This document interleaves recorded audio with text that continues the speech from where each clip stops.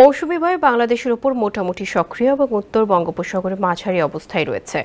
দেশের বিভিন্ন অঞ্চলে দমকা হাওয়া সহ হালকা থেকে মাঝারি ধরনের বৃষ্টি এবং কোথাও কোথাও ভারী বর্ষণ হতে পারে বলে জানিয়েছে আবহাওয়া অধিদপ্তর। 2 আগস্ট এক পূর্বাভাসে এই তথ্য দেওয়া হয়। পূর্বাভাসে বলা হয়, মৌসুমী বায়ুর অক্ষের বর্ধিতাংশ রাজস্থান, হরিয়ানা, উত্তরপ্রদেশ, বিহার, পশ্চিমবঙ্গ ও বাংলাদেশের উত্তরাঞ্চল হয়ে আসাম পর্যন্ত বিস্তৃত রয়েছে। এর একটি বর্ধিতাংশ উত্তর বঙ্গোপসাগর পর্যন্ত বিস্তৃত। মৌসুমী বায়ু বাংলাদেশের উপর মোটামুটি সক্রিয় এবং উত্তর বঙ্গোপসাগরে মাঝারি অবস্থায় রয়েছে।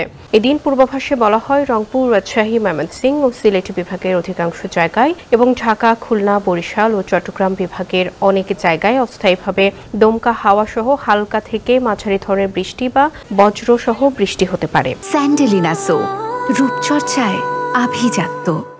সেই সঙ্গেই রংপুর, ময়মনসিংহ ও সিলেট বিভাগের কোথাও কোথাও মাঝারি থেকে অতি ভারী বর্ষণ হতে পারে। সারা দেশে দিন এবং রাতের তাপমাত্রা প্রায় অপরিবর্তিত থাকতে পারে।